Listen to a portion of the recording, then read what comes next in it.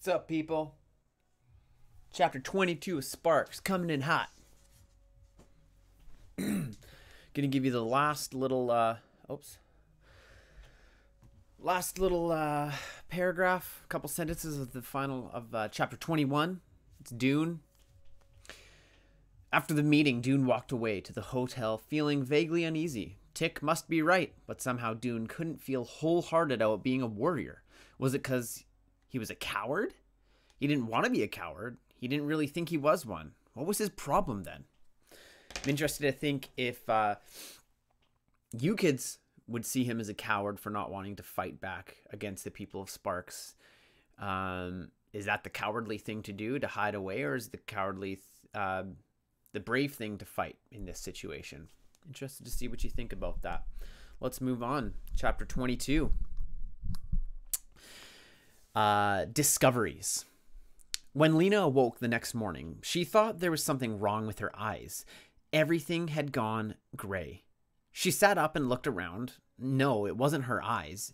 It was the air that was wrong. It was so thick she could hardly see through it. The truck was merely a dark shadow. The buildings of the city had vanished entirely. From somewhere in the murk, she heard Casper's voice. He was muttering to himself as he had been the night before, but she could hear only a low, growly sound, no words. A dark shape appeared and moved toward her. It was Maddie. She bent over and whispered, "Don't get up yet. Lie back down." "What's wrong with the air?" Lena asked her. "It's called fog," Maddie said. "It comes in off the water. Now lie down, curl up." Lena lay down and pulled the blanket up under her chin. Maddie knelt beside her and whispered, "Pretend you're sick. Moan and groan a little. Refuse to get up. I'll explain later." Lena followed instructions. She stared up into the swirling grayness and whimpered a little. It wasn't hard to pretend she didn't feel good. She'd rarely felt so cold and miserable in her life. She saw Maddie and Casper huddling together, two shadowy humps in the fog. They were talking, and their voices rose, but she couldn't make out what they were saying. She must have gone to sleep again. When she opened her eyes, the fog was thinner. A pale sun like a circle of paper shone through it. Without sitting up, she looked around for Maddie and saw her sitting on the back of the truck, eating. She didn't see Casper anywhere. "Maddie," she whispered. Maddie jumped down and came over to her. "You can get up now," she said. "He's gone." Lena sat up. "Gone?" Maddie nodded. "Into the ruins. He won't give up this notion of finding the treasure. Something in his mind has slipped, I think. He wasn't all that steady to begin with. Now he's lost his balance." She took Lena's hand and pulled her to her feet, and together they folded the blanket. "He wants you to help him with his search. Go into the small places where he can't go. I told him you'd help tomorrow, but today you weren't well. So he went off to look around by himself. Preliminary exploration, he called it." I don't want to help him," Lena said. "You aren't going to," said Maddie. "We're leaving." "We are? When? How?" Lena asked. "Now," said Maddie. "Come and help me." Maddie climbed up onto the truck, unstrapped the two bicycles, and handed them down to Lena. She opened the foot chest and took out some of the remaining traveler's cakes, along with 2 water bottles, and she wrapped these in blankets and tied them with a rope. Here, she said to Lena. "This pack is yours, and this bike." "You mean we're going to bike all the way back to Sparks?" Lena thought with horror of the vast empty space and the blazing heat. "We won't have to ride all the way," Maddie said. "There are lots of roamers. Someone will help us." "And we just leave Casper here by himself?" Lena wasn't sure that even someone as unlikable as Casper should be abandoned in this terrible place. "He'll be fine," said Maddie. "He has his truck and all his supplies. He doesn't need us." So they tied the packs onto their backs. They walked the bikes across the rubbly part of the road until they came to the place where it opened out into the long downhill curve. Just then, the fog lifted and the air came clean. Lena turned around to take a last look at the city. The city she'd had such hopes for. The city she thought might be a home for the people of Ember. In the sunlight, it looked more sad than terrible. Over the rolling, grass-covered mounds, the skeletons of the old towers stood like watchmen. The trees bent their backs before the wind, and the wind swept ripples across the surface of the green water that wrapped around the city's edges. Maybe, thought Lena, the sparkling city she'd seen in her mind was a vision from the distant future, not the distant past. Maybe someday the people of Ember, or the great-great-grandchildren of today's people of Ember, would come back here and build the city again. All right, said Maddie, let's ride. Lena flung her leg over the bike and settled herself on the seat. This was a bigger bike than the one she was used to. She gripped the handlebars, gave a push with her foot, and she was off. From the start, the bike moved so fast she hardly had to pedal. She zoomed forward, going far faster than even her fastest running. The wind in her face swept her hair out behind her, shot through her clothes, nearly peeled back her eyelids. The bumps in the road made the handlebars buck like something alive. She held on with a steel grip.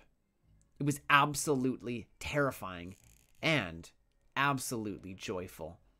Down the long hill they went, she and Maddie alone on this wide, empty highway. No need to pedal at all, only steer around broken places or bits of debris. The fast air came into Lena's mouth and buffeted down into her lungs, and she laughed out loud. It was such a glorious freedom. When the slope leveled out a little, she steered the bike in big curves back and forth, and Maddie did too. They whooped and laughed and raced each other, and alongside them the white birds swooped too, screeching in their shrill voices. Then came a long stretch of flat road and hard pedaling. With many stops for resting and eating and drinking water, they rode all day. Lena's seat was sore, and her legs grew tired. Blisters rose on her hands from holding so tight to the handlebars. But Maddie said, just a little farther, and then we'll stop. And Lena kept going, finding strength when she thought it was gone, until at last, at the end of the day, they came to the place where the water ended, and they could begin to turn eastward toward the hills. Here they stopped for the night. They found a creek with a trickle of clear water running along the bottom. Maddie said the round green leaves that grew on the creek's banks were good to eat, so they had those with their traveler's cakes, along with some wild onion and a few blackberries they found deep in a thicket of bramble. There was no cold wind here, as there had been near the city. The evening was warm and still, except for the chirping of frogs in the creek. They spread their blankets on the ground. Somewhere in the dark, an owl hooted softly, and another answered. Maddie was lying on her back with her hands clasped over her wide stomach. To Lena, gazing at her profile against the sky, she looked like a small range of hills, solid and comforting. So Lena dared to ask a question that had been troubling her. Maddie, she said, could there ever be another disaster like the one that came before, or even worse? What if every single person and every single animal was killed? Don't worry, said Maddie. People didn't make life so they could destroy it. Even if we were to wipe out every bit of life in the world, we can't touch the place that life comes from. Whatever made plants and animals and people spring up in the first place will always be there, and life will spring up again. Maddie turned over and tugged her blanket around her neck. Time to sleep now, she said. More hard riding tomorrow. In the morning, they were on their way, as soon as the sun rose. Lena groaned as she got on her bike again. Her muscles were sore from yesterday, but she soon warmed up, and for a long time the road was flat and the riding was easy. After an hour or so, Lena spotted something moving up ahead of them, a dot in the distance. Look! She called to Maddie, who was a little way behind her, and she pointed. I think it's a truck! Maybe a roamer! In 10 minutes or so, they had caught up to it. The man driving the truck turned when he heard them calling. Surprise lit up his face, and he halted his oxen and jumped down. Greetings, he cried. Glad to see some travelers. Haven't met anyone on the road for 4 days. He was a short, stocky man with a wild fuzz of black hair that stood out several inches all around his head. Pelton Moss was his name, and he was indeed a roamer, as was easy to see from the crates and barrels on his truck. All his containers were nearly empty, though. He had sold most of his recent load of goods to a remote South Bay settlement. Now he was heading back in the direction of Sparks. "I'll take you with me," he said, "if you'll help me with my collecting on the way." And so for 5 days, Lena got to be a roamer. At every ancient abandoned town, they stopped and combed through the derelict houses. Not much was left. These houses had been picked nearly clean in the last 200 years. But sometimes, if they looked carefully, they found things the previous roamers had overlooked, or things they had thought were worthless. Lena loved these searches. In some ways, it was like being a messenger back in Ember.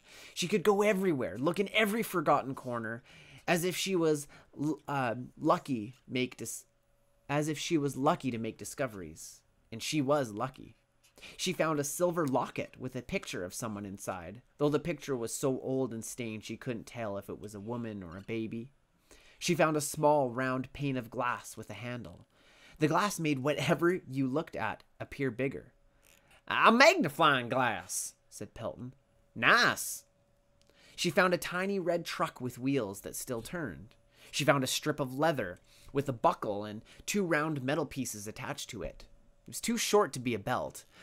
There were words on the metal circles, but they were so worn she couldn't read them. "That's a dog collar," Pelton told her. "Not very useful, but interesting."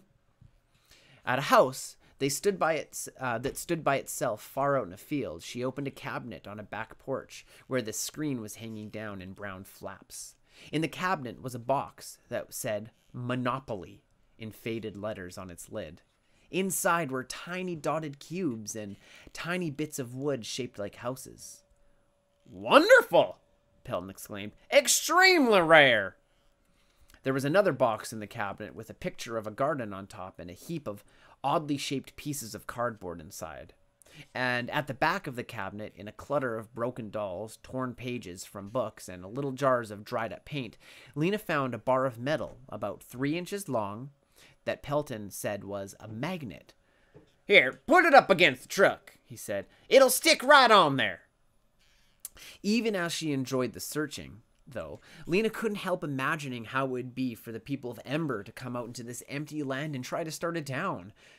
How would they turn the hard, cracked earth into fields of crops? What would they build the houses with? What would they eat while they chopped at the soil and put together their shelters? A picture rose in her mind of Ember's 400 people scattered across the brown fields like a flock of lost birds, scratching in the dry grass for seeds or bugs, huddling for shade beneath the few trees, trying to build shelters of sticks or straw. She shuddered and made the picture go away. It was best to keep her attention on searching. Maddie didn't do much searching. She didn't care for bending over and creeping underneath things and wedging her large self into the small spaces. While Lena and Pelton hunted, she walked around the fields and the overgrown gardens behind the houses, looking for old fruit trees, wild grapevines, and the kind of leaves, roots, nuts, and mushrooms that were all right to eat. Lena would look out the window of the house she was poking through and see Maddie wading through the knee-high grass toward a gnarled old apple tree, or she'd see her wide back in among the bushes as she picked berries. Sometimes Maddie simply sat. Lena would see her settled into an ancient lawn chair, gazing across a field or up a street, not moving at all. What was she thinking about? Lena wondered at those times. She looked so serious. On the evening of the 3rd day, they stopped by a wide, slow part of the river. As the sun went down, they sat on the riverbank, drinking cool tea that Pelton made with mint leaves, and they talked. Pelton told about the places he'd seen, and Maddie and Lena told about Casper's quest in the city, his mad study of the old songs about treasure. "Ah, yes," said Pelton. "I've heard those old rhymes all my life, and my father before me heard them too. It's an old verse or a song, I think, come down from years ago and scrambled probably in the process. Everyone says it in a different way, something like this."